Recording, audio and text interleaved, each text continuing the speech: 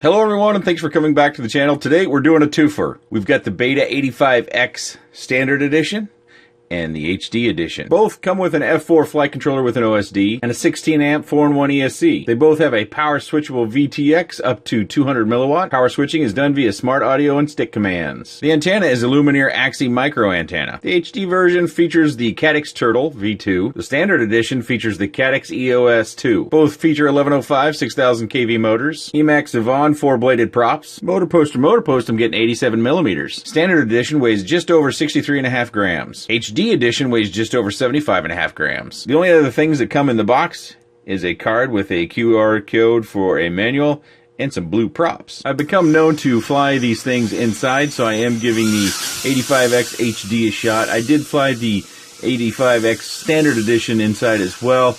I didn't really focus on the inside a lot, even though we'll get to see a full flight here, just because of the size, and when you start to add a battery to it, our weight starts to pump up, it becomes a little bit difficult to manage.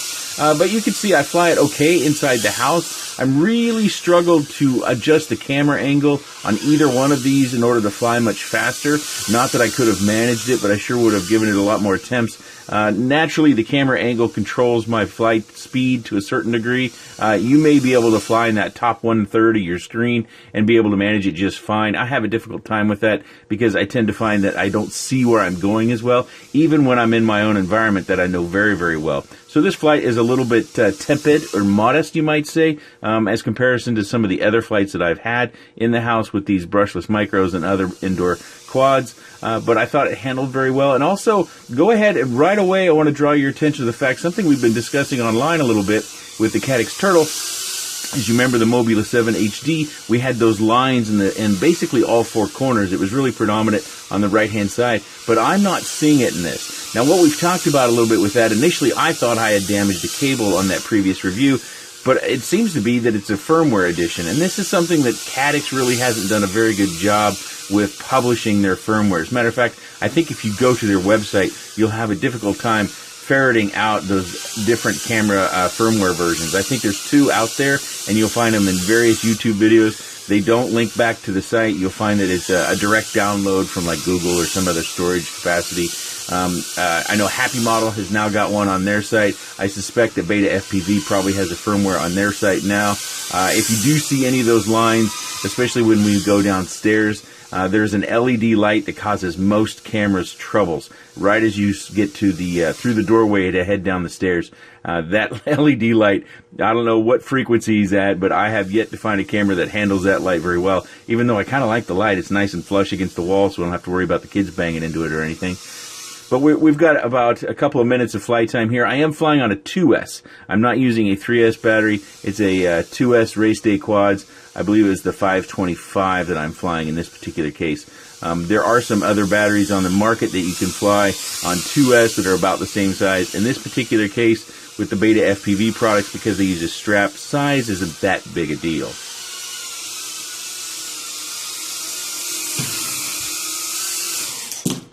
This is our cruising flight, and I do this just so you get a good view of how steady the video is. Oftentimes with these micros and filming in HD, any little vibration or wind direction or anything like that will cause us to have a little bit of what's referred to as jello or shakiness in the video. And I thought this was really, really good, at least to my eye, but I'm going to give a little sample here of me cruising around the neighborhood so you can look at the video and decide whether it's got any of those vibrations or jello in the video or not. Again, to me, I thought it did quite well. I should mention also that these come with a FrSky XM. That's something I didn't include in the quick roll. So when you order an FrSky, you do get the XM Plus.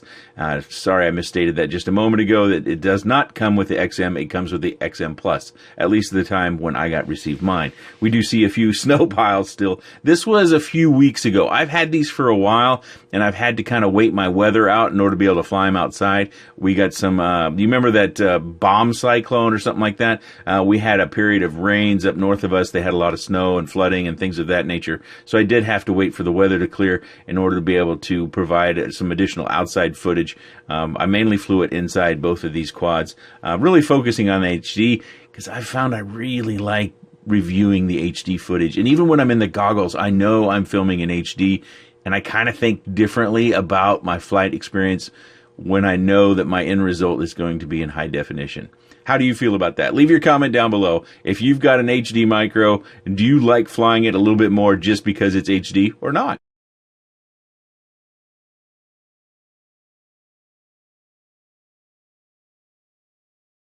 So we're jumping back to some inside flight with the standard edition here. This is just going to be a sample rather than a full flight. Of course, if you're looking to race or go real quickly, or you're wanting to be real agile, the standard edition is going to be better for you because, well, it's just got less weight, and therefore it's going to be more agile for you in flight. The footage obviously looks dramatically different than what you get in the end result on the HD. When we get back to the desk, I will put a sample of the FPV view in the HD version down in the lower left-hand corner or right-hand corner, so you get an idea of that. The EOS that I have, you'll see I've got some 3 flakes, it looks like. I've got some dust or dirt on the sensor. That is not uncommon with Caddx cameras. It tends to move around when you have crashes or bumps. If you see that and you want it immediately out of there, you can take the lens out, use some canned air in a real clean environment, and you can blow that dust out. But that was a bit of a sample, but not a full flight. And here we see how it doesn't really flip over after crash great on a slick surface like I've got down in the basement. So if you're on carpet or something that's a little bit more tactile, they'll flip over a little bit better than what you've seen in this video. And boy, here we go again with some more flight footage. This is obviously the standard edition flight footage outside, and I am limited on the camera angle by the canopy. If you wanted to fly it faster outside, you could use a Dremel or some other tool to carve out a little bit of the top part of the canopy so you can angle the Caddx EOS 2 up a little further. I really felt like I had troubles gaining speed, and I think it has to do with that camera. But again, this might not be something that everyone is wanting to fly fast. You might be looking at this as something that you can fly in a park. You might be looking at it as something that might be less menacing to those in your area that you're flying, and you might be able to get away with flying in areas where you might otherwise not be able to. It is prop guarded, but it is 2-inch. So don't think the safety is that much greater than it would be with a standard 2-inch. If you wang this into somebody, you probably are going to hurt them. Hopefully that never happens. But again, those prop guards are not going to completely guarantee that you can't hurt, a person or a pet or even other property that might be out in the area. You could end up chopping stuff up a little bit. But we fly around the backyard, and it flies pretty well. It performs pretty good. I don't think it's going to be a burner or anything like that. The standard edition, the canopy isn't great for durability. So even though it does look like they've changed the thickness of the material that they use, it doesn't seem to be that much more durable. You'll see in the flight that we've already bumped it once, but the canopy didn't really take any hits. But I broke it inside, just flying around inside the house. So it seems as though we still have work to do there. I would prefer that they just switch the materials. I think the plastic that they're using just doesn't hold up very well. That seems to be evolving, so hopefully one day we'll see where Beta FPV comes out with a different light canopy that is much more durable than what they've been using so far. Some people haven't had any problems with them, but I would say of all the typical Beta FPV canopies that I've had, there's not one that hasn't been broken that's been flown. On the crash that you see in this flight did not break the canopy. Again, it was the canopy. The canopy was broken inside with some inside flight. So depending upon your flying environment, you may find your canopy lasts a while. You may find it lasts a long time. You may find that it doesn't last very long at all. But you're going to get a good long flight time out of this. Again, I'm using a 3S 525 here because I am trying to go a little bit faster. So I'm using that additional cell of the battery in order to give myself a little bit extra torque, a little bit of extra oomph when I am flying through the trees and whatnot. And so our flight time is going to come in well over 3 minutes, which is fairly unusual for a micro. That might be something that some are looking at as a feature of getting longer flight time. Typically when I'm flying something that's a micro, 2-inch, 2.5-inch, getting much over 2.5 minutes is a bit of a stretch for me. We're getting a little bit more flight because this isn't a high kV motor. It's 6,000 kV, and it's also a pretty light setup for a 2-inch. It's not all puppy dogs and ice cream here. When we get to the bench, I will show you the fact that I did break the frame for the HD version, and so you should prepare yourself for, if you're flying very hard or wanging very hard into different stuff when you have your crashes, that you may need another frame. But what's funny about that is the inside flight I showed you came after I broke the frame. So even if you break the frame, it doesn't mean that you necessarily have to get a new one, which is pretty funny to me. And I'll show you. It's broken fairly severely, but it flies. It still flies fine. I don't feel like the sticks are loose. I probably should. Maybe if I was a more discernible pilot, I would notice that the sticks were loose. But it just flew like it. To me, it flew like it did the entire time I had it, even though the front end of the frame was fairly severely broken. The HD version canopy is much more robust. I wish they would just probably use that for the Caddx version and just make it a little bit smaller of a hole for the camera out there. I think that version of the canopy will hold up a lot better, but it won't be perfect because then it adds weight, and that might not be what you're looking for.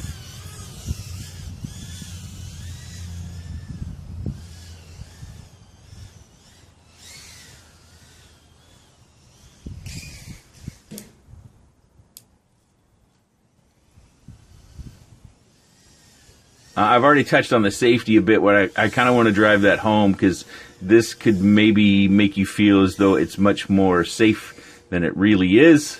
As I get tangled up in that tree, I just show you all the flight footage, show you all my crashes. I'm just out having a good time.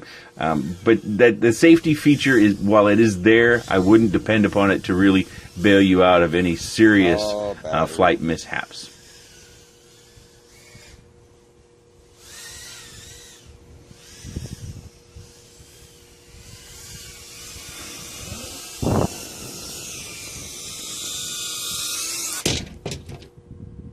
Nearing the end of our flight footage here, we're going for an HD flight outside, and you'll be able to compare the outside flights between the two different versions. I don't crash this one as much, but I do just go out and kind of do what I do, which is just to fly and have a good time. You get another opportunity in faster flight to check out the video to see if it has any of those vibrations. There's a little bit of chop in the tune, and that's something I haven't mentioned up to this part of the video, is that it does come with a tune. You may feel that it's overtuned, you may feel that it's undertuned. That tune might not be for you, but if you're someone who doesn't like the tune, at least there's one there for you to start with, and that's what you see flown in the video. Hopefully one day we'll get some additional sun and rain, and we'll get some greenery in the backyard. I'm looking forward to that. I did put some grass seed down in the backyard here in order to get some grass going. I put that down about 2 weeks ago, so maybe in a week or 10 days more, we might see some little grass buds come up, and it'll be less drab in the back. But of course, all these trees and the scraggle, that's not helping me out much. Actually, the big crash that broke the frame, I should mention now that I see that front flip through the Y, is that at a previous attempt or a later attempt, I'm not for sure which, I did that front flip and I just buried it in the ground. I over-rotated, I hit the throttle when I thought I had my timing and just buried it right into the ground, and it broke the frame. But again, the frame flew just fine. Here's a little audio sample of what the Caddx Turtle microphone picks up when you're flying it.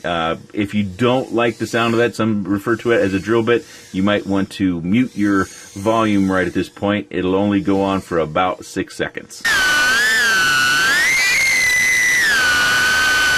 So unfortunately, it doesn't compare anything to what you have with GoPro-like audio qualities.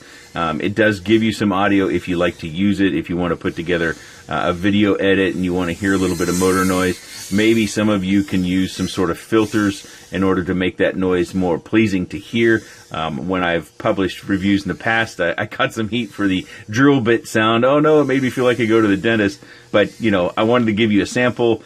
Otherwise, people will ask, does it record audio? Yes, it does record audio. It just doesn't sound very good with micro motors. It doesn't matter if they're little tiny micro motors like an 1102 or if they're bigger micro motors like that we have on here on the Beta85x. It is worth noting that you do need to have a high-speed SD card if you want to record this HD footage. And you can still get those pretty cheaply. You know, SD cards, the price of those have come way down here in the last few years. I'm using a SanDisk Extreme in this particular case, if you're wanting to know what I use for recording the audio and the video that you see in this video.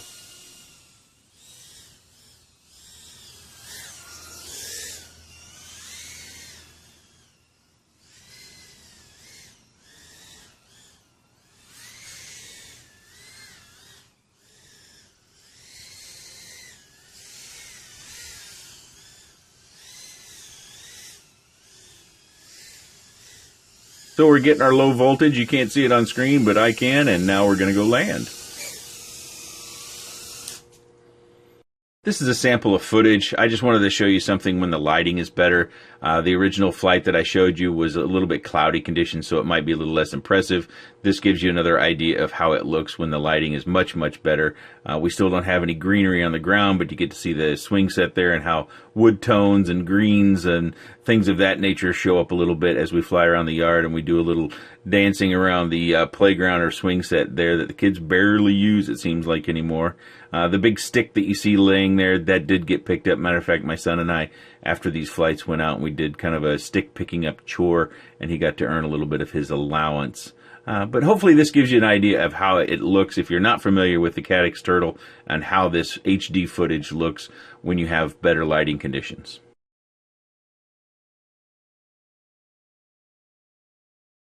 The other thing to talk about is one of the things that we've been battling ever since these micro brushless have come out is yaw washout. Now, if you're not familiar with yaw washout, that is where you're doing a dive, and then without your own input, the machine on its own will pitch up or nose up pretty quickly and pretty hard, and then it will yaw, usually to the right.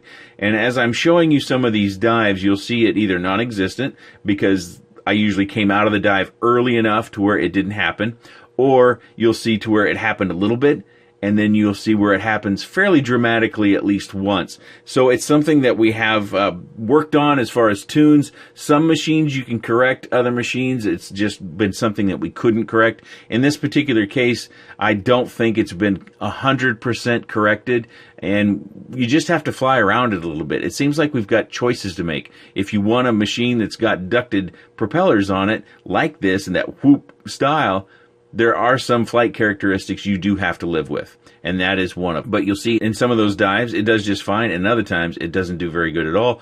I would encourage you, if you have one of these, if you're doing dives, to pull out a little sooner than you would with something that has props exposed. That will tend to give you a better dive or end result so that you don't lose control and have some sort of terrible crash. So I mentioned that I would show you the breakage, and look closely. See this whole front? It's all gone.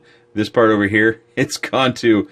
And that part over here is broken. So one part of the strut is attached, the other part isn't. So pretty severely broken. And I have to take a little bit of that blame because, like I said, I did a front flip through that Y in those trees, and then I just throttled it up because I thought I had the timing down correctly, which is kind of how you do those snap flips or rolls, is you come off on the throttle, and then when you think you got the timing down and you've rotated all the way over, you throttle back up. Well, I ended up throttling back up and pretty much just driving this thing straight into the ground. Some of you that might not be familiar with this might be looking at these and saying, what that's for? That's for towing it? No, I'm kidding. I don't know what that's for either. We've seen that in the frames, and I think it's been discussed online. Again, I want to reiterate that I flew this inside. The flight video that you saw in the video is just like this. I didn't have any problems controlling it. So if you have one and you've broken it, don't think you immediately have to change out the frame in order to continue to fly. It will fly pretty normally, as far as I'm concerned, with the frame broken in the same way that mine is. If we look at the antennas and the receiver here, the XM Plus, you can see I've taped things up here kind of in the center to make sure I keep things out of the props, and then I've rotated or I've routed each one around that backside. I've used electrical tape in all those cases. You might be asking yourself about my little antenna rig here. I need to put some glue back on that. My glue kind of came unstuck. I don't think I let it seat all the way. I found that the reception was a lot better when I just kind of poked this up, and I kind of did this on accident where I think Oscar Liang had posted something, and I saw the image, and then I couldn't remember what it was for, and I decided to try it on here, and he was right that if you just pop this up a little bit, and it shouldn't matter, that's a circular polarized antenna, it shouldn't matter, but I found that the reception was a little bit cleaner, even in my close-in flying spaces, when I moved this antenna up. So if you have one, you might want to try that. It also helped to keep the LED in its slots. I did crack that loose in one particular time. I think it's snapped in. I didn't see any glue in there, but when you have crashes, you know, this thing flexes, or this, let's look at this one, you know, it's fairly flexible, so things can come loose a little bit. Now, one thing I need to talk about that I probably should have talked about during the flight video, because that's probably where a majority of the people are going to stop watching, is after the flight video is done. When this originally came out, it was touted as 2 to 4S, and a lot of people were really excited about that. Now, unfortunately, through what they found was, through some controversy, that a number of these were burning up or dying or starting fires on their own. Matter of fact, there was one Facebook video where a guy plugged it in and it immediately went up in flames. It was real dramatic. And if you're a customer that bought one based upon its 4S capabilities and you're upset, I understand. You probably feel like you got bait and switch. There's nothing I can do about that. I'm just trying to raise awareness for anyone who might be hearing that they're still for 4S, that they're not. They're 2 to 3S, and that's why you only saw me fly it on 2 and 3S. For those customers that bought this on 4S, I get why you're upset. Hopefully Beta FPVs made it right for you. You also see my repair job here on the canopy. I broke it along over here, and then I broke it over here.